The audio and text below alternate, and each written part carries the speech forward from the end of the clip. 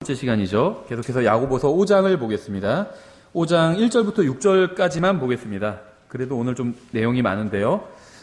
먼저 한번 읽어보겠습니다. 야고보서 5장 1절부터 6절. 자, 이제 너희 부자들아, 너희에게 임할 너희의 비참한 일들로 인하여 슬피 울며 울부짖으라. 너희의 재물은 썩었고 너희의 옷은 좀먹었으며 너희의 금과 은은 부식되었으니 그것들의 녹이 너희를 대적하는 증인이 되고 불같이 너희 살을 먹으리라. 너희가 마지막 날들을 위해 재물을 함께 모아 쌓았도다. 보라, 너희 밭에서 곡식을 거둔 품꾼들의 품삯 곧 너희가 사기쳐서 숨겨둔 품삯이 소리를 지르며 곡식을 거둔 자들의 울부짖음이 만군의 주의 귀에 들어갔느니라. 너희가 땅에서 쾌락 가운데 살며 방탕함에 빠져 사륙하는 날에서와 같이 너희 마음을 살찌게 하였도다. 너희가 의인을 정죄하고 죽였으나 그는 너희에게 대항하지 아니하느니라.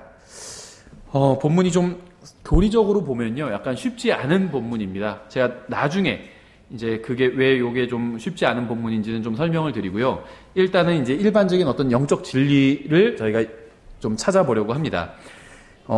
일단 성경 어디에서도요, 물질적인 부를 쌓는 것을 정죄하는 말씀은 없어요. 그러니까 이 말씀이 지금 일방적으로 부자들을 막 정죄하는 말씀은 아니라는 겁니다. 부자들 중에서 어떤 자들을 정죄하고 있는 거예요. 그건 이제 본문을 쭉 보면 저희가 다시 한번 보면 이해할 수 있는데요. 일단 구약 시대는 하나님의 말씀을 믿고 실행하면 물질적인 복을 주겠다고 하셨습니다. 근데 이 말씀은 유대인들에게 하신 말씀입니다. 그래서 구약 성경을 교리적으로 나에게 직접적으로 하시는 말씀이라고 해석하면 이제 오류에 빠지게 됩니다. 그래서 성경은 진리의 말씀을 바르게 나누어 하나님께 인정받는 자도로 드러나도록 연구하라고 말씀하고 있는 거거든요. 말씀을 바르게 나누어서 이 말씀이 누구에게 적용되는지 분별을 해야 돼요. 그런데 대부분은요, 성경을 쭉 그냥 읽으면은 자연스럽게 이 말씀이 누구에게 하시는 말씀인지가 드러납니다. 그래서 유대인들에게 오 이스라엘아 들으라 하면서 하시는 말씀들은요, 우리에게 교리적으로 하시는 말씀은 아니에요. 유대인들에게 하시는 말씀입니다. 근데 유대인들에게는요, 하나님을 잘 믿으면 물질적인 복을 주시겠다, 이렇게 약속을 하셨습니다. 근데 그리스도인들에게는 영적인 복을 주시겠다, 이렇게 약속하셨어요. 다른 약속을 주셨다는 겁니다. 물론 이제 그리스도인들에게도 물질적인 복을 약속하신 게 있는데 이 세상에서는 약속하신 적이 없어요. 오는 세상에서 새 예루살렘은요, 그냥 영적인 공간이 아닙니다. 물리적인 공간이에요. 실제 존재하는 도시입니다. 여기에서의 주님께서는 복을 약속해 주셨습니다. 우리의 거처가 다 있어요. 그래서 여기서 이 세상에서 집이 없다고 해서 너무 낙심하실 게 없습니다. 언제 내 집 마련하나 이렇게 너무 낙심하실 필요가 없어요. 다 구원받은 사람은 하늘에 집이 있습니다. 주님을 열심히 섬기지 않은 사람도 하늘에 다 집이 있어요. 어떤 분들 막 이런 얘기도 하죠. 예화 들 때 여기서 예를 들면 헌금한 만큼 하늘에 재료가 쌓인다. 헌금 조그만 사람은 하늘에 재료가 없고 헌금 많이 한 사람들은 막 재료가 많고, 그런 말은 성경에 없습니다. 예수님께서 다 영원히 같이 살지, 왜 그런 게 의미가 없는지 아세요? 우리는 예수님의 신부라고 했어요. 신부. 남편과 아내의 관계로 영원히 사신다고 했는데 돈 조금 냈다고 그래서 예를 들면 부인이 자기가 정말 사랑해서 결혼했는데 돈이 없어요. 그렇다고 해가지고 딱 자기는 저택에 사고 부인은 옆에 계집 지어주고 거기서 살으라고 하지는 않잖아요. 말이 되지 않아요. 성경에 그런 게 없어요. 예, 그냥 헌금 별로 안 해도 하늘나라엔 다 집이 있습니다. 거기서 영원히 행복하게 살 거예요. 그렇죠. 과부는 2 동전을 넣었잖아요. 그런데 마음이 다 담긴 것이었죠. 그래서 하나님께서 칭찬해 주신 겁니다. 그렇죠. 예. 그래서 성경에서 이제 부자 자체를 비판하고 계신 건 아니에요. 다만 이제 부자들 중에 이제 어떤 특징을 가진 사람들이 있습니다. 그런 사람들을 지금 비판하고 있는 말씀이에요. 그래서 제가 이건 문맥을 다시 보면서 좀 더 설명을 드리도록 하겠습니다. 예, 신약 성경에서 물질적인 복을 주신다고 약속하신 적이 없어요. 그 말은 뭐냐면 물질적인 복이 절대 임하지 않는다, 이런 말은 아닙니다. 예, 물질적인 복을 받을 수도 있어요. 근데 안 받을 수도, 못 받을 수도 있다는 겁니다. 그거는 무엇에 달렸냐? 일단은 물론 하나님의 복 주심에 달렸어요. 모든 것이. 두 번째는 갈라디아서에서 말씀하시고 있는 것처럼 심은과 거둠의 법칙에 달려 있습니다. 내가 열심히 일해서 돈을 벌면 돈을 열심히 또 꾸준히 모으고 저축하고 낭비하지 않고, 그러면 돈을 많이 모을 수도 있겠죠. 그건 잘못된 게 아닙니다. 그렇게 해서 부자가 됐어요. 그건 잘못된 게 아니죠. 예, 괜찮은 겁니다. 잘한 겁니다. 하나님의 말씀을 잘 따른 거예요. 심음과 거두음의 법칙을 잘 따른 겁니다. 열심히 많이 뿌린 사람은 거둘 게 많을 거 아니에요. 남들 잘 때 자기는 열심히 공부하고, 그래서 예를 들면 그런 사람은 부자가 될 수 있겠죠. 그건 잘못이 아닙니다. 그러니까 부자라고 해서 다 잘못이다, 성경은 그렇게 말씀하신 적이 없습니다. 반대로 가난하다고 해서 다 죄다 이렇게 말씀하신 적도 없어요. 가난하다고 해서 무슨 하나님의 저주를 받은 것이고, 부자라고 해서 하나님의 엄청난 축복을 받은 것이고, 그런 건 없다는 겁니다. 그렇죠? 그 페이스북에 어떤 그리스도인이, 이제 아는 사람인데 킹제임스 성경 믿는 어떤 자매님이 그런 글을 올렸더라고요. 다른 사람이 쓴 글을 이제 인용해서 올린 건데, 하나님께서 돈을 어떻게 생각하시는지를 보기 위해서는 하나님께서 누구에게 돈을 많이 주셨는지를 보면 된다, 이렇게 해놨더라고요. 오묘한 말이죠. 부자들한테 많이 주셨는데, 부자들이 다 그런 건 아니지만 좀 하나님을 사랑하지 않는 사람들이 있잖아요. 예, 하나님께서 돈을 별로 좋은 거라고 생각 안 하기 때문에 그 사람들에게 많이 주셨다, 이런 의미겠죠. 예, 좀 하여튼 생각해 볼 수 있는 말인 것 같아요. 진리 여부를 떠나서. 예, 그래서 많은 물질을 소유하고 있다고 해서 죄를 지은 것이나 잘못된 것이라고 성경은 말씀하고 있지는 않습니다. 왜 그런 줄 아세요? 이 세상에서 가장 부유하신 분이 누굴까요? 예수님이에요. 부자는 다 잘못된 거다 하면 예수님이 잘못된 게 됩니다. 모든 게 다 주님 건데요. 예, 그래서 부자라고 해서 다 잘못된 건 아닙니다. 부자이면서도 잘못된 사람도 있고, 하나님 앞에서 바른 사람도 있어요.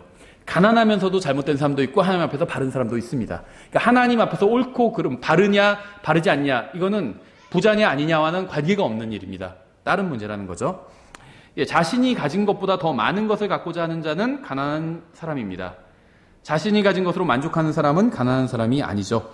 문제는 재물이 아니라 재물을 사랑하는 마음에 있어요. 디모데전서 6장에도 나오죠. 6절부터 10절에 그러나 만족하면서 하나님을 따르는 것은 큰 이득이 되느니라. 우리가 이 세상에 아무것도 가지고 오지 아니하였은즉 아무것도 가지고 가지 못할 것이 확실하니 먹을 것과 입을 것과 부동산이 있으면, 저 같으면 이렇게 쓸 텐데 부동산은 빠져 있어요. 왜냐하면 먹을 거 입을 거 다 있거든요. 오늘 굶으신 분은 없잖아요. 다 밥은 먹고 왔어요. 그렇죠. 그 입은 것도 지금 발가벗고 있는 사람 없잖아요. 다 옷은 아무거라도 걸치고 있어요. 문제는 집이 없는 사람들이 있죠. 그런데 집이 있으면 만족할 수 있다, 이렇게 말씀하고 있지는 않다는 겁니다. 그건 딱 빼버리셨어요. 먹을 것과 입을 것이 있은즉 우리가 그것으로 만족할 것이니라. 이게 하나님의 뜻이라는 겁니다. 먹을 거 입을 거 있으면요 만족하라는 거예요. 그렇죠? 그러나 부유하게 되고자 하는 자들은 사람들을 파멸과 멸망에 빠지게 하는 사람과 울무와 여러 가지 어리석고 해로운 욕심에 떨어지느니라. 돈을 사랑함이 모든 악의 뿌리이니 어떤 자들이 돈을 탐내다가 믿음에서 떠나 잘못하고 많은 고통으로 자기를 찔러 꿰뚫었도다. 돈은 죄가 아닙니다. 따라서 많은 돈을 벌거나 소유하고 있는 것은 죄가 아니에요. 금이나 은은 죄가 없어요. 죄가 아닙니다. 금이나 은은 누군가를 죽이거나 간음을 한 적이 없어요. 그렇죠? 그러니까 지폐나 동전은 죄를 지을 수가 없습니다. 죄는 인간의 마음이 짓는 거예요. 마음이. 따라서 문제는 언제나 인간의 마음에 있습니다. 돈이 문제가 아니라 돈을 대하는 인간의 태도가 문제라는 거죠. 돈이 문제가 아니라 인간이 돈과 맺은 관계가 문제라는 겁니다. 물질이 문제가 아니라 물질에 대한 인간의 태도가 문제라는 거예요. 문제는 항상 인간의 마음에서 나옵니다. 주님께서는 부유하게 되고자 하는 자들이 시험에 떨어지게 될 것이라고 말씀하셨어요. 이미 부유하게 된 자들이 시험에 떨어지게 될 것이라고 말씀하지 않으셨습니다.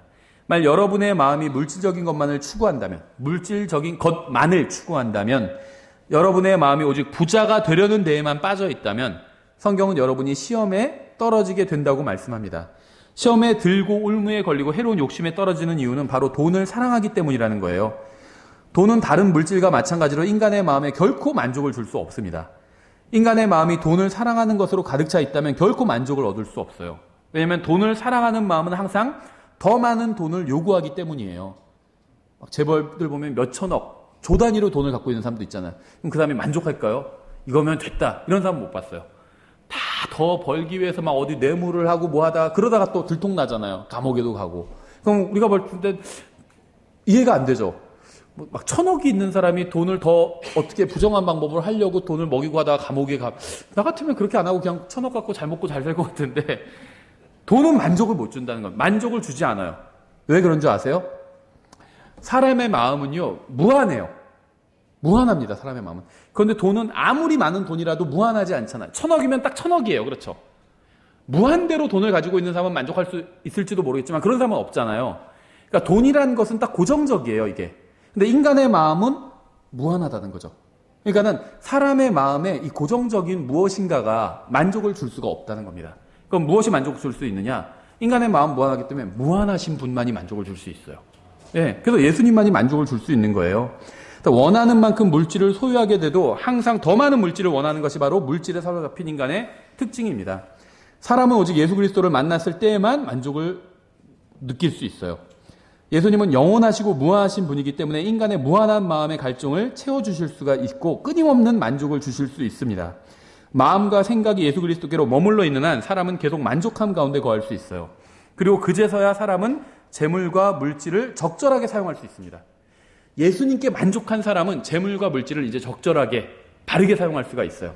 그렇죠? 이 재물과 물질, 돈을 벌어야 돼요, 그리스도인들도. 그리고 세 가지를 위해서 사용해야 됩니다. 첫째는 가정을 위해서 사용해야 돼요. 자기를 포함한 가정. 그렇죠. 내 식구들 위해서 사용해야 돼요. 두 번째는 교회를 위해서 사용해야 됩니다. 그렇죠. 이 교회를 유지하는 것도 다 돈이 들어요. 그렇죠. 같이 하나님께 예배를 드리고 또 같이 격려를 하잖아요. 우리 잘 믿어보자. 근데 그런데도 돈이 든다는 거예요. 교회를 위해서. 세 번째는 사회를 위해서 사용해야 돼요. 사회단체에 막 많이 기부하라는 게 아니라 기부할 수도 있겠죠. 근데 이제 세금이에요. 세금. 우리가 사회를 위해서 돈을 사용하는. 그래서 세금 제대로 내야 됩니다. 그래야 우리가 가정생활도 하고 또 신앙생활도 할 수 있거든요. 세금 안 내가지고 국가가 재정이 판탄하면 그렇게 할 수도 없어요. 나라가 어디에 넘어가 버린다든지. 예를 들면 우리 나라를 또 지켜야 되잖아요. 우리 세금 내면 군인들이 있어서 또 지켜야 되잖아요. 그렇게 못하면 우리가 가정생활도 못하고 교회생활도 못하잖아요. 그래서 가정과 교회와 국가를 위해서는 세금, 이걸 위해서 돈을 벌고 사용을 해야 됩니다. 그렇죠? 그래서 돈은 도구이지, 그러니까 예수님으로 마음이 가득 차게 되면 이제 돈을 바르게 사용할 수가 있어요. 그래서 재물은 도구일 뿐이지 인생의 목적이나 살아가는 의미가 되어서는 안 되겠죠. 돈을 사랑함이 모든 악의 뿌리이니 어떤 자들이 돈을 탐내다가 믿음에서 떠나 잘못하고 많은 고통으로 자기를 찔러 꿰뚫었도다. 이것은 구원받았는지 여부와 상관없이 모든 사람에게 적용되는 진리입니다. 구원받지 않은 사람들 중 많은 사람들이 재물을 탐내기 때문에 믿음을 받아들이지 않고 있죠. 문제는 구원받은 사람들 중에서도 재물을 탐내다가 믿음에서 떠나 잘못하는 사람들도 있다는 거예요. 한번 구원받은 사람이 다시 세상으로 돌아가는 일은 적지 않습니다. 흔해요. 돈을 탐내면 하나님의 말씀을 믿는 믿음에서 떠나게 됩니다. 그러니까 하나님의 가장 큰 어떻게 보면 라이벌은 마귀가 아니에요. 돈이에요. 그렇죠. 하나님과 마귀를 겸하여 섬길 수 없느니라 이렇게 말씀하신 적 없어요. 그렇게 하는 사람 별로 없습니다. 근데 하나님과 만몬, 재물이죠. 만몬의 의미는. 하나님과 재물을 겸하여 섬길 수 없느니라 이렇게 말씀하신 거예요. 왜냐하면 많은 사람들이 그러고 있거든요. 그리스도인들도. 성경대로 믿는 그리스도인들도 그러고 있어요. 하나님과 재물을 겸하여 섬기고 있어요.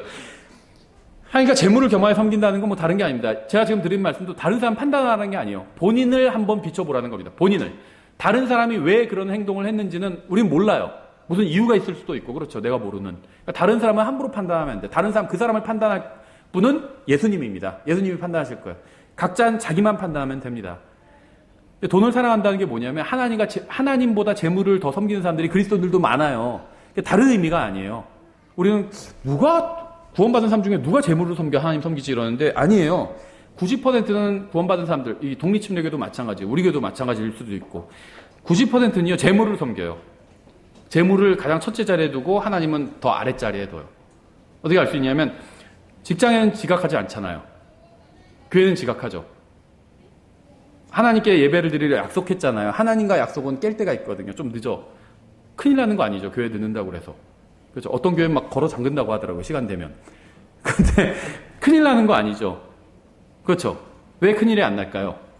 교회 지각한다고 해서 뭐 지각비 같은 거 내야 되는 거 아니잖아요. 그렇죠. 근데 직장은 지각하면 어떻게 되죠? 경고받겠죠. 매주 지각하면 어떻게 되죠? 매일 지각하면 매일이 아니라 3일, 4일, 일주일만 지각해도요. 바로 퇴출당해요. 교회는 매주 지각하게도 퇴출당하지 않아요. 그렇죠. 갈 교회 많아요. 여기서 왜 매주 지각하십니까? 나가십시오. 그러면 이거 뭐 여기만 교회인가? 교회 많은데 어딜 가도 다 환영받으니까 간다는 거죠. 그 기준이 뭐냐? 돈이에요. 그렇죠. 왜 직장엔 지각하면 안 되죠? 돈을 주니까. 교회는 왜 지각해도 되죠? 돈을 안 주니까. 내가 주잖아요. 교회 돈을. 그렇죠. 이게 만몬을 섬기는 거예요. 기준이 만몬인 거예요. 하나님이 아니라. 다른 게 만몬을 섬기는 게 아니에요. 다른 사람 말고 자기를 한번 판단해 봐야 됩니다. 다시 야고보서 5장으로 돌아가서 1절에 자 이제 너희 부자들아 너희에게 임할 너희의 비참한 일들로 인하여 슬피 울며 울부짖으라. 모든 사람들은 자신의 행위에 따라 하나님 앞에서 심판을 받게 될 것이고 부자들도 예외는 아닙니다. 평생 재물만을 쫓아다녔던 사람들은 슬피 울며 울부짖게 될 거예요. 그러니까 부자라고 해서 다 뭐 잘못된 게 아니라 평생 재물만을 쫓아다녔어요. 재물만. 그런 사람들은 100% 슬피 울며 울부짖게 될 겁니다. 돈도 필요하죠. 그렇죠. 돈도 필요해요. 하지만 돈이 아니라 다른 것도 쫓았어야 됐어요. 다른 것을 추구해야 정말 돈도 중요해요. 근데 돈보다 훨씬 더 중요한 게 있었어요. 그래서 이것을 먼저 추구해야 됐었습니다. 그렇죠. 하나님께서는요, 사람들이 영혼을 바라보게 하기 위해서 인생 가운데 고난을 주셨습니다. 인간이 소유한 재물로는 이 고난의 문제를 결코 해결할 수 없다는 것이 문제의 핵심이에요. 이 세상에서 오는 많은 고난들은 재물로 해결할 수 있지만 세상에서 생기는 문제는 재물로 해결할 수 있는 것들이 많이 있죠. 하지만 하나님께서 보내시는 고난은 재물로 해결할 수가 없어요. 하나님께서 고난을 보내주실 때 표현이 좋은 표현인지 모르겠지만은 로또 맞은 거나 마찬가지예요. 왜냐하면 하나님께서 기회를 열어주시는 거거든요. 그런데 하나님께서 기회를 열어주실 때 좋게 해서는 사람들이 주의하지 않아요. 그 기회를 주목해서 보지 않아요. 그래서 하나님께서는 고난이라는 형태로 기회를 열어주십니다. 나에게 고난이 닥쳤다. 갑자기 어려운 일이 닥쳤다. 기회가 열린 거예요. 다시 하나님 앞으로 나아가서 정말 중요한 것에 집중할 수 있는 기회를 주신 겁니다. 하나님은 뇌물이 통하지 않는 분이에요. 아무리 많은 돈을 가지고 있는 사람이라 할지라도 하나님의 눈 하나 깜짝하지 않습니다. 사람은 외모를 취하잖아요. 그 다음에 지위, 아니면 학력, 아니면 재산, 이런 걸로 막 편견을 갖죠. 돈 많은 사람 보면 막 잘생겨 보이고, 그렇지 않나요? 저만 그런가요?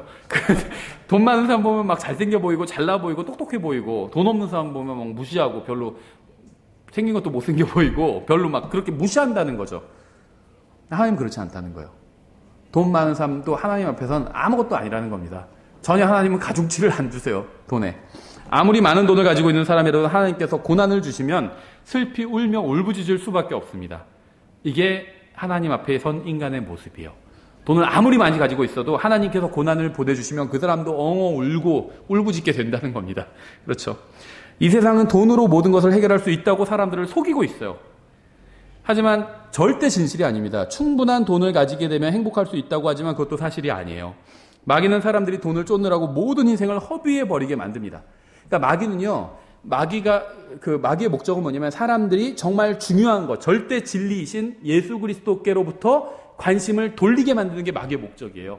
근데 그 중에 가장 마귀가 크게 사용하는 게 돈이라는 겁니다. 그리고 이제 다른 것도 사용해요.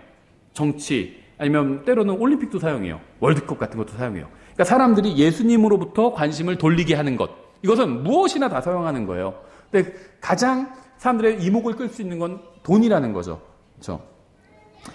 가족을 부양하고 교회를 지원하기 위해서 돈을 벌어야 하지만 돈이 목적이 되면 인생은 언제나 비참해집니다. 잠언 11장 28절 이렇게 말씀하고 있어요. 자기 재물을 신뢰하는 자는 넘어지려니와 의로운 자는 나뭇가지처럼 번성하리라. 재물을 신뢰하면 반드시 넘어진대요. 재물을 신뢰하는 자는 어리석은 자예요. 재물을 소유한 사람이 넘어질 때, 그러니까 재물은요, 사람이 넘어질 때 붙들어 주질 않아요. 그래서 재물을 신뢰하면 어리석다는 거예요. 날 붙들어 주지 않는다는 거예요. 나를 붙들어 줄 수 있는 분을 신뢰해야 돼요. 그렇죠. 누가복음 6장 24절 이렇게 말씀하고 있어요. 그러나 부유한 너에게 화가 있을지어다. 너희는 이미 너희 위로를 받았도다. 배부른 너에게 화가 있을지어다. 너희는 주리로다. 지금 웃는 너에게 화가 있을지어다. 너희는 애국하며 슬피 울리로다. 모든 사람이 너희에 대해 좋게 말할 때, 돈 많은 사람한테 대해서 다 좋게 말하죠. 너에게 화가 있을지어다. 그들의 조상들이 거짓 대언자들에게 그렇게 행하였느니라. 성경이 우리 사회에 대해서 얼마나 정확하게 말씀하고 있는지 보세요. 이미 좋은 집을 가지고 있는 사람은 주님께서 하늘에 집을 주신다고 해도 주님을 믿으려고 하지 않는다는 거예요. 부자들은 자신에게 부족한 것이 별로 없다고 생각하기 때문에 주님을 신뢰하려고 하지 않습니다. 일반적인 경향이. 이것이 바로 부유한 자들에게 화가 있다고 주님께서 말씀하신 이유예요. 돈이 많으면 돈으로 살 수 있는 것은 얻을 수 있겠지만 돈으로 살 수 없는 것은 결코 얻지 못할 겁니다. 이것이 바로 돈이 아니라 하나님과 특별한 관계를 맺어야 되는 이유예요. 25절에 배부른 너희에게 화가 있을지어다 너희는 줄이리로다. 지금 웃는 너희에게 화가 있을지어다 너희는 애국하며 슬피 울리로다. 예수님은 하늘에서 내려온 만나입니다. 참된 빵이에요. 우리는 예수님을 통해 영원히 배부를 수 있습니다. 또 예수님은 참된 음료죠. 생명수예요. 우리는 예수님을 통해서 영원히 갈증을 풀 수 있습니다. 또 예수님은 참 포도나무예요. 우리는 예수님을 통해서 기쁨을 얻을 수 있어요. 그렇죠? 하지만 이 세상에서 예수님 없이 배부른 자들은 애곡하고 슬피 울게 될 것입니다. 그들은 자기가 가진 돈으로는 결코 배부를 수 없고 갈증을 풀 수 없는 날이 오게 될 거예요. 지금은 돈이 있으면 배부를 수 있죠. 돈이 있으면 갈증 풀 수가 있어요. 그렇죠. 들어가서 그냥 음료수 사 먹으면 돼요. 배고프면 어디 가서 먹으면 돼요. 그렇죠. 그런데요, 나중에 돈이 아무리 많아도 배고픔을 해결할 수 없고 갈증을 해결할 수 없는 날이 오게 된다는 겁니다. 그렇죠. 이 세상에서 예수님 없이 많이 가진 사람은 돈으로 살 수 있는 것은 얻을 수 있을지 몰라도 영원한 것은 절대 얻을 수 없습니다. 그래서 화가 있다는 겁니다. 그렇죠. 26절 모든 사람이 너희에 대해 좋게 말할 때 너희에게 화가 있을지어다 그들의 조상들이 거짓 대언자들에게 그렇게 행하였느니라. 이 세상에서 부자들은 좋은 소리를 듣고 삽니다. 가난한 사람들은 좋지 않은 소리를 듣고 살아요. 가난한 사람들은 신뢰할 만한 것이 없기 때문에 주님을 믿을 확률이 높습니다. 이것이 바로 가난한 사람이 받은 복이에요. 하나님께서는 가난한 사람들을 믿음에 있어서는 부유하게 해주셨습니다. 재물을 신뢰하지 않을수록 주님을 신뢰할 확률이 올라가기 때문이에요. 그렇죠? 예레미야서 9장 24절 이렇게 되어 있어요. 주가 이같이 말하노라 지혜로운 자는 자기 지혜를 자랑하지 말고 머리 좋은 사람들 있죠. 자기 머리 좋은 거 자랑하지 말래요. 용사는 자기 힘을 자랑하지 말며 부자는 자기 재물을 자랑하지 말라. 지혜는 문제가 없습니다. 문제는 자신의 지혜를 자랑하는 마음에 있어요. 힘에도 문제가 없어요. 문제는 자신의 힘을 자랑하는 마음에 있습니다. 재물도 문제가 없어요. 재물을 자랑하는 마음에 문제가 있죠. 24절 오직 자랑하는 자는 이것 즉 자기가 깨달아 나를 아는 것과 여기서 나는 하나님이죠. 하나님을 아는 것과 또 내가 땅에서 인자함과 판단의 공의와 의를 집행하는 주라는 것을 자랑할지니라. 나는 이 일들을 기뻐하느니라 주가 말하노라. 부유하면서 주님을 개인적으로 아시나요? 그럼 기뻐할 만한 이유를 가지고 있는 거예요. 가난하면서 개인적으로 주님을 아시나요? 그럼 또 기뻐할 만한 이유를 가지고 있는 겁니다. 강하면서 주님을 개인적으로 아시나요? 그럼 기뻐할 만한 이유를 가지고 있는 거예요. 약하면서 주님을 개인적으로 알고 계시나요? 그러면 기뻐할 만한 이유를 가지고 있는 겁니다. 자신이 가진 것이 아니라 주님께서 자신에게 주신 것으로 인해서 만족하고 주님을 알고 있다는 사실로 인해서 기뻐하는 사람에게 복이 있다는 겁니다. 돈이 아니라 예수님을 추구해야 참된 만족을 누릴 수 있어요. 여러분이 돈을 사랑해도 돈은 여러분을 사랑하지 않기 때문이에요. 여러분을 사랑하시는 분은요, 예수님밖에 없어요. 돈은 여러분의 인생을 인도해 줄 수도 없습니다. 여러분의 인생을 인도해 줄 수 있는 분은 예수님밖에 없습니다. 돈은 여러분이 인생을 어떻게 살아야 하는지 가르쳐 주지 못해요. 오직 예수님만이 가르쳐 줄 수 있습니다. 돈은 여러분이 바른 판단을 내리도록 도와주지도 못합니다. 오직 예수님만이 여러분이 바른 판단을 내리도록 도와주실 수가 있습니다. 돈은 여러분의 친구가 될 수 없어요. 오직 예수님만이 여러분의 참된 진짜 친구가 될 수 있습니다. 여러분이 가장 가까이 해야 하는 것은 돈이 아니라 예수님이에요. 돈이 아니라 다른 것을 이야기해도 결과는 마찬가지예요. 따라서 우리는 누구를 자랑해야 될까요? 예수님을 자랑해야 돼요. 예수님을. 여러분에게 필요한 것은 예수님으로 만족하고 예수님과 함께 살고 예수님과 함께 걷는 법을 배우는 겁니다. 이게 가장 필요한 일이에요.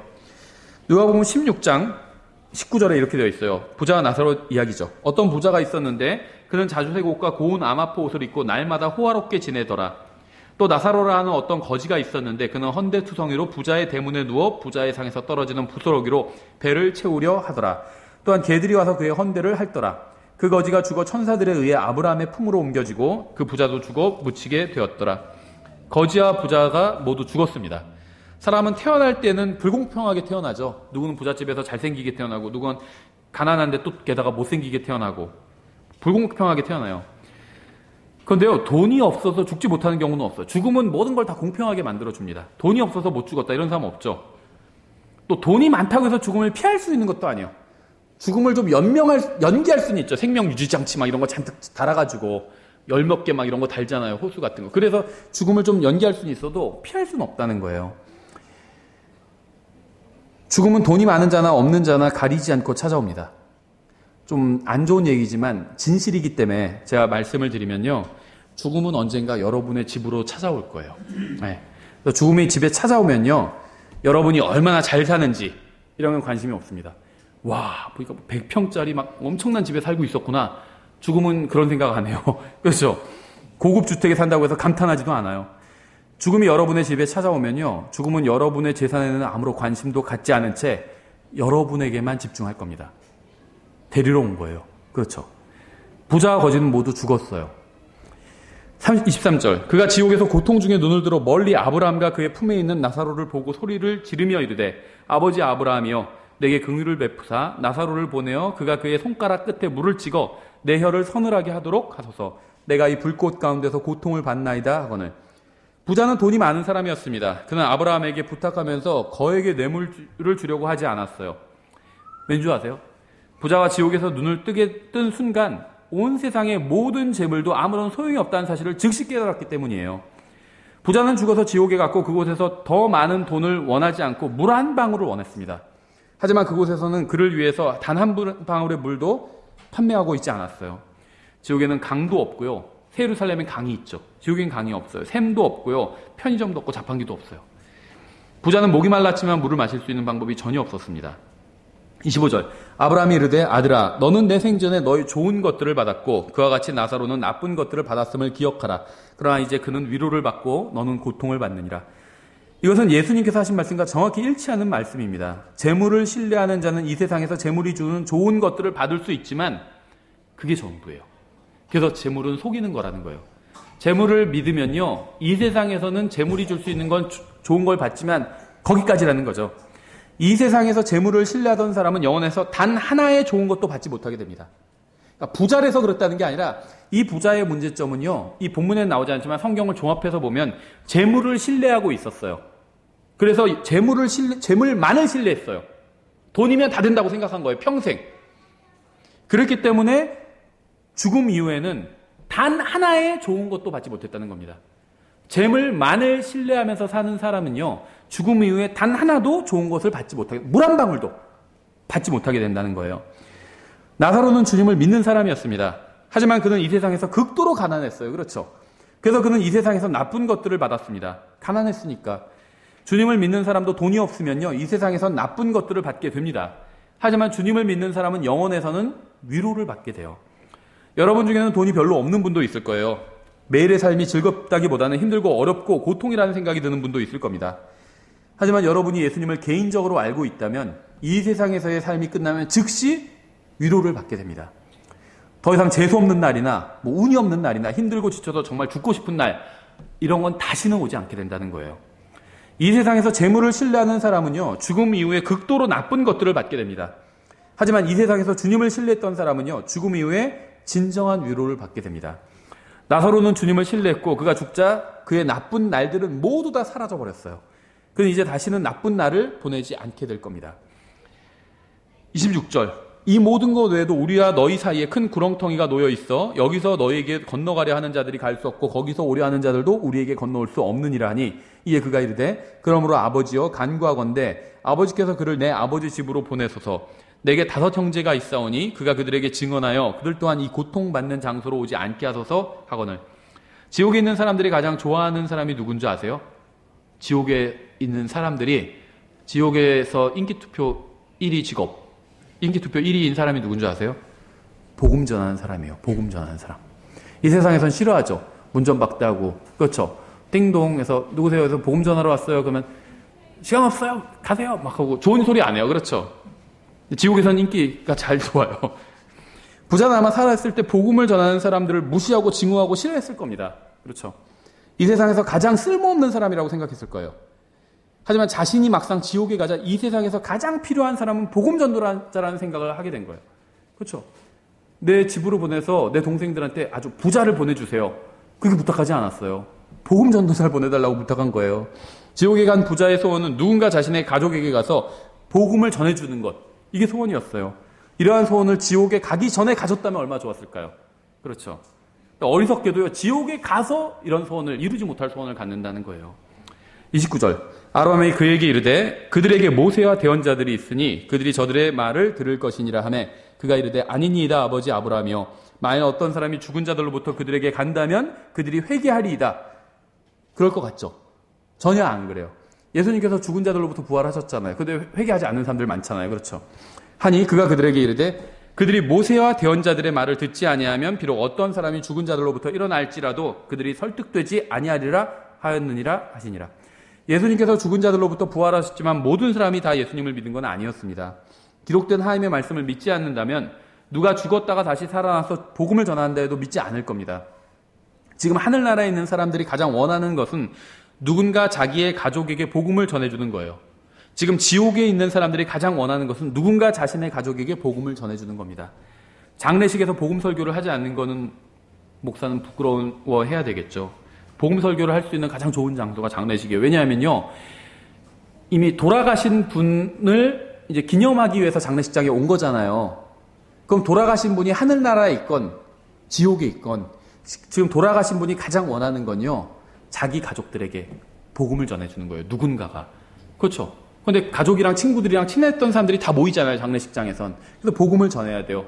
왜냐면 그 돌아가신 분이 하늘이나 지옥이나 어디에 있건 간에 가장 원하는 게 이거기 때문에 누가 가서 복음을 전해주는 것. 그렇죠? 마태복음 19장 16절에 이렇게 되어 있어요. 보라, 어떤 사람이 나와 그분께 이르되 선한 선생님이여 내가 무슨 선한 일을 하여야 영원한 생명을 얻으리이까 하며 그분께서 그에게 이르시되 내가 어찌하여 나를 선하다 하느냐 한 분 곧 하나님 외에는 선한 이가 없느니라. 다만 내가 생명에 들어가려는 명령들을 지키라 하시니. 이것은 예수님께서 자신이 하나님이라는 사실을 부인한 것이 아니라 그 사람이 주님을 하나님이라고 고백하게 하려고 하신 말씀입니다. 하나님만이 선하신데 예수님이 선하다고 한다면 그것은 곧 예수님을 하나님이라고 시인하는 것이기 때문이겠죠. 18절 그가 그분께 이르되 어느 명령이니까 하며. 이 사람이요 사실은요 좀 잘못된 사람이었어요. 그래서 예수님이 이런 식으로 답하신 이유가 있어요. 이 사람은 굉장히 교만한 사람이었습니다. 명령들을 지키라고 했으면 명령을 다 지켜야 되는데 자기가 어지간한 건 다 지켰다고 생각한 거예요. 그래서 어떤 거냐, 어떤 게 부족하냐 이런 거죠. 그러니까 어떤 사람 못생겼다고 하니까 어디가 못생겼는데 이걸 묻는 것 같아요. 다 못생겼어 이 말인데 뭐 코만 못생겼어? 이렇게 묻는 거죠. 눈만 뭐 고치면 돼? 이런 거죠. 다 고쳐야 돼 이건데. 그가 그분께 이르되 어느 명령이니까 하며 예수님께서 이르시되 너는 살인하지 말라, 너는 간음하지 말라, 너는 도둑질하지 말라, 너는 거짓 증언하지 말라, 너는 내 아버지와 어머니를 공경하라, 너는 내 이웃을 내 자신과 같이 사랑하라 하는 명령이라 하시니. 명령 전체 이렇게 말씀하신 거예요. 이 사람은 어느 명령 하나 자기가 대단히 괜찮은 사람이라고 생각한 거예요. 그래서 하나만 더하면 되겠지 이렇게 생각했는데 예수님은 전체 다 네가 정말 명령을 통해서 하나님 앞에서 의롭게 되고자 한다면 적어도 하나님께서 하신 말씀을 다 지키고 나서 내가 그래도 의롭지 않으니까 이렇게 하나님 앞에서 설 수 있는 거다. 이런 말씀을 하신 거예요. 20절 그 청년이 그분께 이르되 이 모든 것을 내가 어려서부터 지켰거니와 아직도 내게 부족한 것이 무엇이니까. 엄청난 착각 속에 살았죠. 자기가 다 지켰대요. 말은 그렇게 할 수 있죠. 누구나. 나 지켰다. 우리 집에 무슨 금덩어리 20kg짜리 있다. 말은 할 수 있어요. 그러면 입증해봐. 이렇게 얘기하는 거죠. 예수님께서 그에게 이르시되 내가 완전하게 되려거든 가서 내 소유를 팔아 가난한 사람들에게 주라. 그러면 하늘에서 내게 보화가 있으리라. 그리고 와서 나를 따르라 하시매. 이게 무슨 말일까요? 이 사람은 자신이 모든 계명을 지켰다고 말했고 주님께서는 그것을 입증해 보라고 말씀하셨습니다. 주님께서 말씀하신 것 중에 뭐가 있었냐면 계명 중에 너는 내 이웃을 내 자신과 같이 사랑하라는 말씀이 있었죠. 그런데 이 말씀도 하셨는데 이 사람은 자기가 다 지켰다고 그랬어요. 그것도 어렸을 때부터. 그렇죠. 그러니까 주님께서는 그래? 그럼 입증해 봐. 이렇게 말씀하신 거예요. 이 사람은 자신이 이웃을 자신과 같이 사랑했다고 주장했습니다. 내 이웃을 내 자신과 같이 내가 사랑했습니다. 그런 명령도 내가 어려서부터 지켰습니다. 이렇게 주장을 했어요. 그러니까 주님께서는요. 그 말이 사실이라면 그럼 소유를 팔아서 이웃에게 줘보라고 말씀하신 거예요. 내가 가진 돈은 누구를 위한 거죠? 나를 위한 거잖아요. 근데 내가 이웃을 나 자신처럼 사랑하면 내 걸 다 팔아서 그 사람에게 줄 수 있는 거예요. 그렇죠? 그러니까 이웃을 자신처럼 사랑한다는 건요. 이건 쉬운 일이 아니에요. 그냥 사랑할 수는 있어요. 우리 집 개를 사랑하듯이 그런 식으로는 사랑할 수 있어요. 근데 나 자신처럼 사랑할 수는 없다는 거예요. 그럼 내 모든 돈 다 나를 위한 거잖아요. 이웃을 나 자신처럼 사랑하면 내 모든 돈을 그 사람에게 줄 수도 있는 거예요. 예수님께서 그걸 지적하신 겁니다. 네가 이웃을 네 자신처럼 사랑한다고? 한마디로 웃기지 마. 입증해봐 한번. 그렇게 말씀하신 거예요. 그렇죠. 이 사람한테 무조건 재물 다 팔아야지 네가 구원받을 수 있다. 이런 말씀을 하신 게 아니에요. 그렇죠. 이 사람이 이런 주장을 하니까 자기가 그만큼 잘났다고 지금 하나님 앞에서 의롭다고 얘기하니까 그래 그렇게 의로워? 그럼 한번 입증해봐. 말만 하지 말고. 이렇게 말씀하신 거예요. 왜냐하면 그 믿음은 행위를 동반하고 있기 때문이에요. 그렇죠? 그래서 주님의 말씀을 통해서 이 사람의 주장은 사실이 아니었음이 즉시 드러났습니다. 진정으로 이웃을 자신과 같이 사랑한다면 소유를 팔아서 이웃에게 주는 것이 전혀 문제가 되지 않았을 거예요. 그렇죠? 그 청년이 많은 소유를 가졌으므로 그 말씀을 듣고 근심하며 가니라. 이 사람은 많은 재산을 가졌지만 바른 결정을 내리진 못했습니다. 이 사람은 어떻게 해야 되는지 아세요? 예수님께서 이 정도까지 말씀하셨으면 주님 저는 죄인입니다. 이렇게 나와요. 베드로처럼. 그렇죠? 전 더러운 자입니다.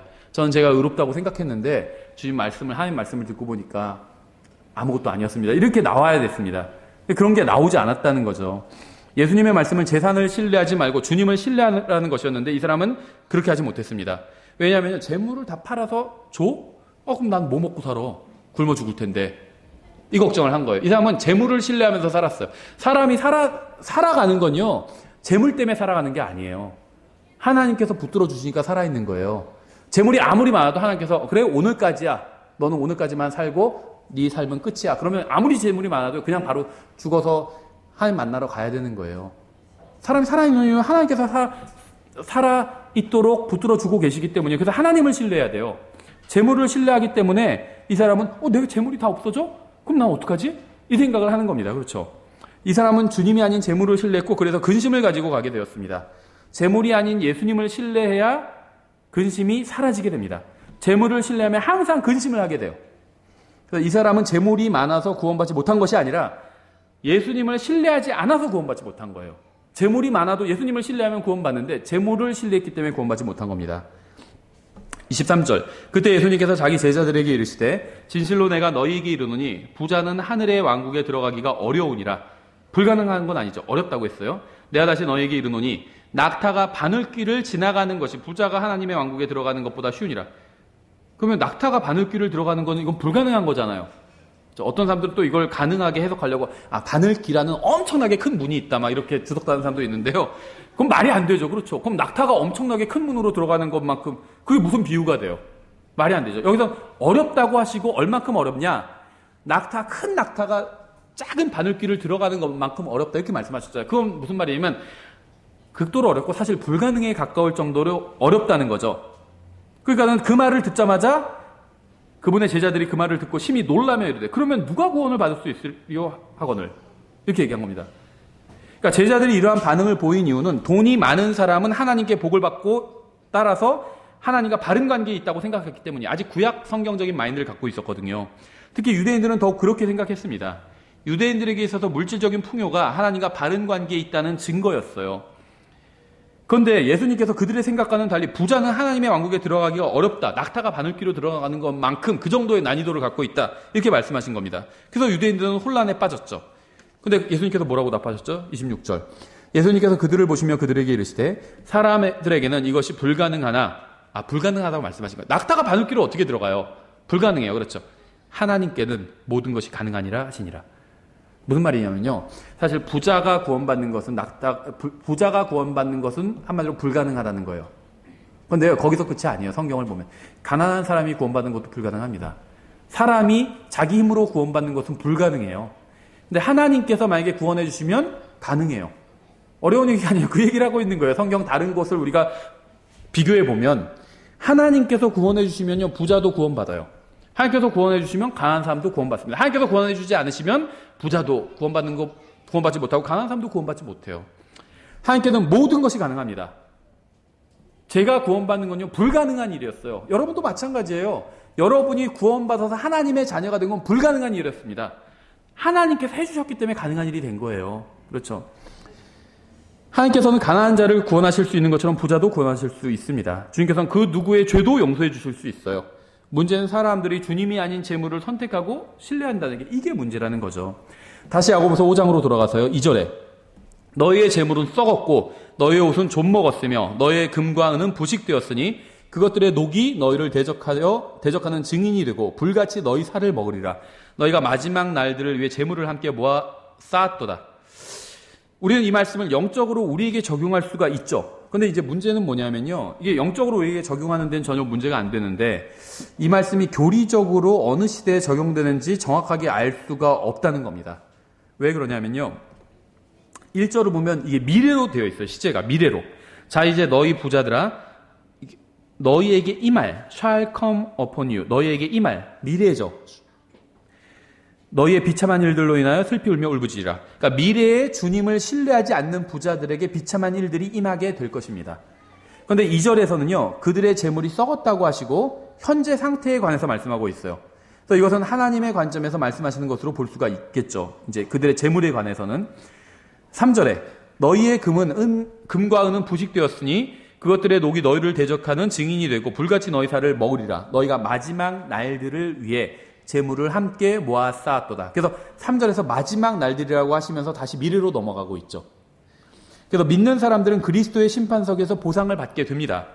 우리가 주님을 위해서 우리의 몸으로 행한 일들은 모두 보상으로 돌아오게 됩니다.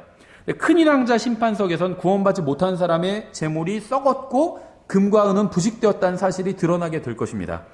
그가 가진 모든 것들이 호련히 사라져버렸고 그는 불호수에서 영원히 불타게 될 거예요. 구원받지 못한 사람은. 그래서 이 말씀이 이제 교리적으로 적용하기 어려운 이유가 이제 미래에 관해서 말씀하고 있는데 이게 대환란 때 하나님을 신뢰하지 않은 부자들에 대한 말씀인지 아니면 지금 이 현 시대의 부자들, 하나님을 신뢰하지 않는 부자들이 이제 미래에 하나님 앞에서 이렇게 심판을 받게 된다는 건지 구분하기가 약간 쉽지는 않은데요. 3절을 봐서는 마지막 날들이라고 하는 걸로 봐서는 아마도 대환란 때 나중에 하나님을 신뢰하지 않는 부자들은 들림받지 못하고 지상에 남게 되고 환란을 통과하게 되고 그들이 가진 그런 돈이 아무런 소용이 없게 된다는 것을 드러내는 걸 수도 있고요. 예. 베드로전서 1장 17절 19절 이렇게 되어 있어요. 사람들의 외모를 중시하지 아니하시고 각 사람의 행위대로 심판하시는 아버지를 너희가 부르며 간구할진대 너희가 여기에 잠시 머물러 있을 동안을 여기에 잠시 머물러 있다는 건 인생을 사는 동안이라는 거예요. 두려움 가운데 지내라. 너희가 알거니와 너희 조상들로부터 전통으로 물려받은 너희의 헛된 행실에서 너희가 구속받은 것은 은이나 금같이 썩을 것들로 된 것이 아니요 오직 흠도 없고 점도 없는 어린 양의 피 같은 그리스도의 보배로운 피로 된 것이니라. 이 세상의 모든 금과 은을 다 합해도 예수 그리스도의 피가 여러분을 위해서 해줄 수 있는 것을 결코 해줄 수 없습니다. 금이나 은은 좋죠. 근데 여기서 왜 부정적으로 얘기하고 있냐면요. 예수 그리스도의 피가 우리에게 해줄 수 있는 것을 이 세상 모든 금과 은이 해주지 못하기 때문이에요. 구원은 돈이 아닌 예수 그리스도의 피를 통해서 옵니다. 하나님은 인간의 재물에는 관심이 없어요. 관심이 전혀 없습니다. 주님께서 관심을 갖고 계신 것은 사람이 예수 그리스도의 피를 어떻게 대하는가예요. 이 세상에서 돈으로 무엇이든지 살 수 있지만 단 하나 살 수 없는 것은 혼의 구원이에요. 영원한 생명은 살 수 없습니다. 다시 야고보서 5장으로 돌아와서 3절 너희의 금과 은은 부식되었으니 그것들의 녹이 너희를 대적하는 증인이 되고 불같이 너희 살을 먹으리라. 너희가 마지막 날들을 위해 재물을 함께 모아 쌓았도다. 야고보서 자체는 교회에게 주시는 말씀이지만 5장 1절부터 3절은 마지막 날들의 부자들에게 주시는 경고처럼 보입니다. 그래서 대환란 때는 짐승의 표를 받지 않으면 모든 금융거래가 금지당하죠. 돈이 있어도 쓰지 못하게 돼요. 그러니까 모든 시대를 막론하고 변하지 않는 진리는 하나님을 신뢰하지 않으면 창고에나 아니면 은행에 아무리 많은 재물과 금과 은을 쌓아둔다 해도 아무런 소용이 없다는 겁니다. 그렇죠? 4절 보라 너희 밭에서 곡식을 거둔 품꾼들의 품삯 곧 너희가 사기쳐서 숨겨둔 품삯이 소리를 지르며 곡식을 거둔 자들의 울부짖음이 만군의 주의 귀에 들어갔느니라. 네, 그래서 직원들 월급은 회사가 어려서 주지 못한다고 하면서 자기는 막 호화롭게 사는 사장님들도 있잖아요. 그렇죠. 우리는 부자를 징후하거나 미워할 필요가 전혀 없습니다. 다만 성경이 부자들에 대해서 무엇이라고 말씀하시는지는 알아야 돼요. 신명기 24장 14절부터 15절이죠. 강하고 궁핍한 품꾼은 내 형제든지 내 땅에 내 성문 안에 거하는 나그네든지 너는 그를 학대하지 말며 그의 품삯을 그가 일한 날에 주고 해가 그것 위로 지지 말게 할지니 그가 가난함으로 그 품삯에 마음을 두느니라. 그가 너를 대적하여 주께 부르짖으면 그것이 내게 죄가 될까 염려하노라. 이 말씀은 주님께서 지켜보고 계시기 때문에 다른 사람에게 일을 시키고 돈을 지불하기로 약속했으면 반드시 그 약속을 지키라는 말씀입니다. 주님께서는 가난한 자들을 무시하지 말고 그들에게 지급하기로 한 임금을 반드시 제때 지불하라고 말씀하신 거죠. 다시 5절에 야고보서 너희가 땅에서 쾌락 가운데 살며 방탕함에 빠져 사륙하는 날에서와 슬로터예요. 사륙하는 날에서와 같이 너희 마음을 살찌게 하였도다. 이 표현도요, 사실은 대환란과 관련이 있어요. 그래서 지금 이 재물에 관해서 말씀하시면서 이 재물은 우리를 구원할 수 없다. 재물만을 신뢰하는 사람들은 만약에 주님께서 오시면 바로 대환란 속으로 들어가게 된다. 일단 이런 교리적인 뉘앙스가 있어요, 확실히. 5절에서 사륙하는 날이라는 표현이 나오죠. 쾌락 가운데 살고 방탕함에 빠졌다는 것은 육신적으로 산다는 거예요. 그런데 사도행전 8장 32절에서 그가 읽은 성경 기록은 이 부분이니 일렀을 때 그가 도살장으로 가는 양같이 끌려갔으며 털 깎는 자 앞에서 잠잠한 어린 양같이 자기 입을 열지 아니하였도다. 성경에서는요, 예수님을 믿지 않는 사람들은 예수님께서 오시면요 대환란으로 들어가게 되는데 이 대환란을 사륙하는 날이라고 부르고 있거든요. 그런데 주님은 우리를 위해서 도살장, 슬로터예요. 똑같아요. 사륙하는 날, 사륙하는도 슬로터 데이고 슬로터고 도살장도 슬로터예요. 똑같아요. 그러니까 영어로는 약간 이게 관련 구절을 찾기가 훨씬 더 쉽죠. 그래서 예수님이 우리를 대신해서 사륙을 당하셨습니다. 그래서 우리는 사륙을 당하지 않아도 되는 거예요. 교회는 대환란을 통과하지 않아요. 그래서 좀 긴 구절인데요. 이사야서 30장 18절부터 쭉 읽어보면 대환란 문맥이에요. 근데 여기서도 사륙에 관련된 표현을 하고 있어요. 그러면 주께서 기다리시리니 이것은 그분께서 너희에게 은혜를 베풀려 하심이라. 이사야서 30장 18절. 그러므로 그분께서 높여지시리니 이것은 그분께서 너희에게 긍휼을 베풀려 하심이라. 주는 공의의 하나님이시니 그분을 기다리는 모든 자들은 복이 있도다. 백성이 예루살렘에서 시온 안에 거하리니 내가 다시는 울지 아니하리라. 내가 부르짖는 소리에 그분께서 내게 크게 은혜를 베푸시리니 그 소리를 들으실 때 내게 응답하시리라. 비록 주께서 너에게 역경의 빵과 고난의 물을 주시나 다시는 내 선생들을 구석진 곳으로 옮기지 아니하시리니 내 눈이 내 선생들을 보리라. 너희가 오른쪽으로 돌이키든 왼쪽으로 돌이키든 내 뒤에서 나는 말을 내 귀가 들을 터인즉 이르기를 이것이 길이니 너희는 그 길로 걸으라 하리로다. 또 너희가 은으로 만든 너의 새긴 형상들의 덮개와 금으로 만든 너의 부어 만든 형상들의 장식물을 더럽게 하고 내가 생리대를 던지는 것 같이 그것들을 던지며 그것에게 이르기를 너는 여기서 나가라 하리라. 그리하면 그분께서 내가 땅에 뿌릴 때 내 씨에게 비를 주시며 땅에 소출인 빵을 주시리니 그것이 기름지고 풍성하리라.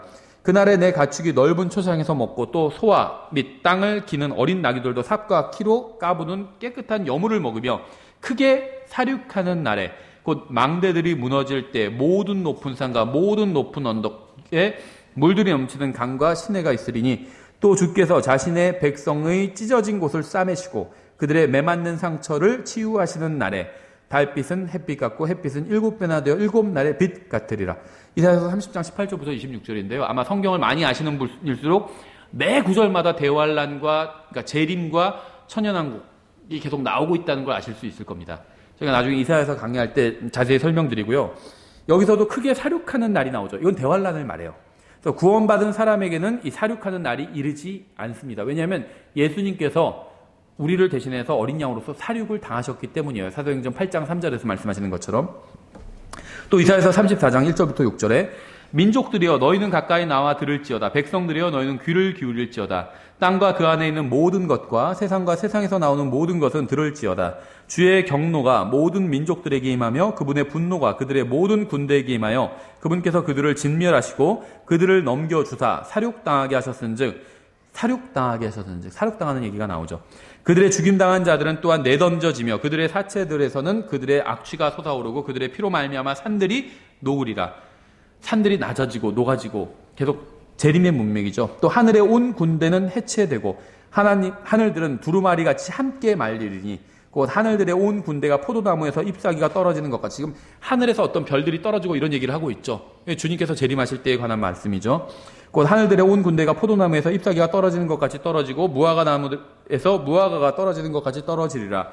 내 칼이 하늘에서 흠뻑 적셔지리니 주님께서 오실 때 주님의 입에서 양날 달린 검이 나오죠. 보라 그것이 이두메아 위에 임하며 나의 저주를 받은 백성에게 임하여 심판하리라. 주의 칼이 피로 충만하며 기름진 것과 어린 양과 염소의 피와 수장의 콩팥 기름으로 기름지게 되었나니 주께서 보스라에서 희생물을 취하시고 이두메아 땅에서 큰 사륙을 행하시는도다. 이 사륙이란 건요 그냥 표현하고 있는 것이 아니라 이것은 그 재림과 관련이 있어요. 대환란과 관련이 있습니다. 하나님께서는 원수들을 사륙하실 것입니다. 재물을 신뢰하는 모든 자들도 사륙당하게 될 것입니다. 사람들이 이런 하나님에 대해서 모른다는 건 정말 불행한 일이에요. 모든 사람들은 사륙하는 날이 오기 전에 회개하고 예수님을, 우리를 위해서 사륙당하신 예수님을 자신의 구원자로 받아들여야 됩니다. 다시 야고보서 5장으로 돌아와서 끝을 맺겠습니다. 6절에 너희가 의인을 정죄하고 죽였으나 그는 너에게 대항하지 아니하였느니라. 이것도 약간 좀 어려운 구절이죠. 이게 무슨 말일까? 예수님에 대한 말씀 같기도 하고, 그렇죠. 근데 이제 거기서 끝나는 것은 아닙니다. 우리는 이 말씀을 통해서 이제 여러 가지 교훈을 배울 수 있는데요. 첫째는 주님께서 모든 의인의 죽음을 알고 계시다는 거예요. 여기서 말하는 의인은 물론 첫 번째 예수님을 말씀하시는 거겠죠. 두 번째는 모든 의인들이에요. 무죄하게 죽은 사람들 있잖아요. 의로운 사람들, 학살당한 사람들, 이런 거 다 주님께서는 보고 계십니다. 반드시 갚아주실 거예요. 우리가 막 너무 억울해할 필요 없어요. 와, 그 사람들 억울해서 어떻게, 무고하게 그렇게 죽었는데 억울해서 어떻게, 다 하나님께서 보고 계세요. 다 갚아주실 겁니다. 모든 것에 대한 복수를 다 해주실 거예요, 주님께서는. 주님께서는 모든 의인의 죽음을 직접 복수해 주실 겁니다. 두 번째는요, 사악한 자가 의인을 정죄해요, 보면. 그렇죠? 사악한 자가 의인을 정죄하고 죽입니다. 사악한 자가 의인을 죽이죠. 하지만 의인은 대항하지 않아요. 이게 포인트예요. 우리는 우리를 핍박하는 자들을 향해서 성전이나 지하들을 벌여서 그들을 죽이지 않습니다. 저 사람들이 그리스도인을 죽였어? 우리도 막 군대를 조직해서 쳐들어가서 그 사람들을 죽이지 않는다는 거예요. 성경은 의인이 대항하지 않는다고 말씀하고 있어요. 누가 의인이죠? 예수님이 의인이시죠. 근데 구원받으면 우리도 의인이잖아요. 우리가 이렇게 해야 된다는 거예요. 누가 우리를 괴롭히고 막 하면 대항하지 않아요. 그렇죠? 대항해서 복수하는 건 이 세상의 방법이에요. 하나님의 방법은요, 복수하는 것을 하나님께 맡기는 겁니다. 우리가 직접 대항하지 않아요. 다른 사람들이 우리를 핍박해도 우리는 대항하지 않습니다. 이걸 우리가 배워야 돼요. 사악한 자가 저를 죽이면 어떻게 되죠? 여러분이 남아서 복수를 해주셔야 될 필요가 없어요. 하나님께서 복수해 주실 겁니다. 사악한 자가 저를 죽이면 어떤 일이 벌어졌죠? 저는 하나님께로 가요. 문제가 없어요. 더 좋은 곳으로 가죠. 하나님께로 가요. 그렇죠. 하지만 제가 사악한 자를 죽이면 그는 지옥에 가죠. 그러니까 만일 사악한 자와 저 둘 중에 하나가 죽어야 된다면 제가 죽는 게 낫죠. 그래서 제가 하나님의 뜻에 관한 예전에 설교를 할 때도 예화를 들어드렸던 건데요. 2차 대전에 이제 미국이 진주만 공습으로 해서 참전하게 되죠. 무기만 팔아먹다가 참전하게 되잖아요. 그러면서 이제 판세가 바뀌게 되죠. 그러면 이제 D-Day를 정해놓고 이제 노르망디 상륙작전을 펼치게 되잖아요. 그래서 이게 2차 대전 판세를 완전 바꾸는 가장 큰 작전이었다고 들었거든요. 그래서 이제 이제 지휘관들이 병사들에게 다 전날에 브리핑을 해주죠. 어떻게 하고 어느 부대는 어디로 가고 다 브리핑을 해줘요. 각자의 임무를 다 병사들이 이렇게 알게 해줍니다. 그래서 그 브리핑이 끝나고 그리스도인들이 모였대요. 그래서 모여서 함께 기도를 했대요. 내일 이제 정말 역사상 가장 큰 전투가 벌어질 거다. 그러니까 기도를 하게 되겠죠, 당연히. 그래서 그리스도인들이 모여서 무슨 기도를 했는 줄 아세요? 저 같으면 우리 형제들이 무사히 잘 이 정말 어려움을 뚫고 나갈 수 있도록 주님 보여주십시오. 우리 형제 중 한 명도 죽지 않게 해주십시오. 이렇게 기도할 것 같은데 이 사람들은 그렇게 기도하지 않았대요. 내일 엄청나게 치열한 전투가, 정말 역사상 가장 치열한 전투가 벌어질 것이라고 합니다. 누군가는 죽을 수밖에 없을 거라고 합니다. 만약에 누군가 죽어야 된다면 구원받은 우리들이 죽게 해주십시오. 이렇게 기도했대요. 그래서 구원받지 못한 사람들은 한 번 더 기회를 얻어서 예수님을 믿을 수 있는 기회를 얻을 수 있게 해주십시오. 그랬대요. 이 사람들은 진짜 믿음을 갖고 있었던 사람들이죠. 네.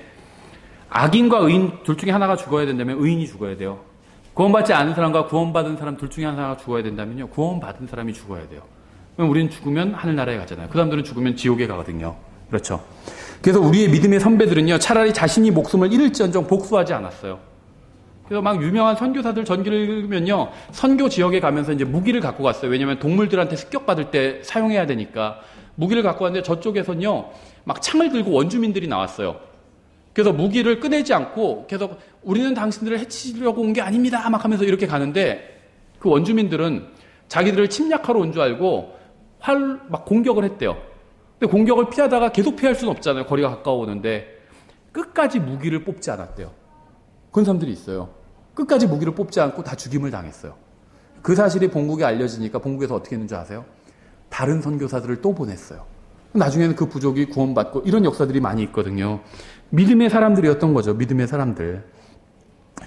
우리 믿음의 선배들은 자신들이 죽으면 어디로 가는지, 자신들을 죽이는 사람이 죽으면 어디로 가는지 정확하게 알고 있었습니다. 그래서 마지막 순간까지 자신의 안위를 생각하지 않고 복음을 전했어요. 이것이 바로 사도행전 7장에서 스데반이 돌에 맞아 죽으면서도 돌을 들어서 자신에게 돌을 던진 자들에게 반격하지 않은 이유예요. 생각해 보세요. 나한테 막 돌을 던져서 날 죽이려고 하면 어떻게 하겠어요? 같이 반격이라도 하겠죠. 내가 죽더라도 한 놈은 데리고 간다 하면서 반격할 것 같죠. 반격하지 않았어요. 왜 그랬는 줄 아세요? 스데반은 자기가 죽으면 어디로 가는지 알고 있었어요. 하늘나라에 가요. 자기에게 돌을 던지는 그 예수님을 믿지 않는 유대인들이 죽으면 어디로 가는지도 알고 있었습니다. 반격하지 않은 거예요. 그래서 자기만 바로 죽은 거예요. 그렇죠?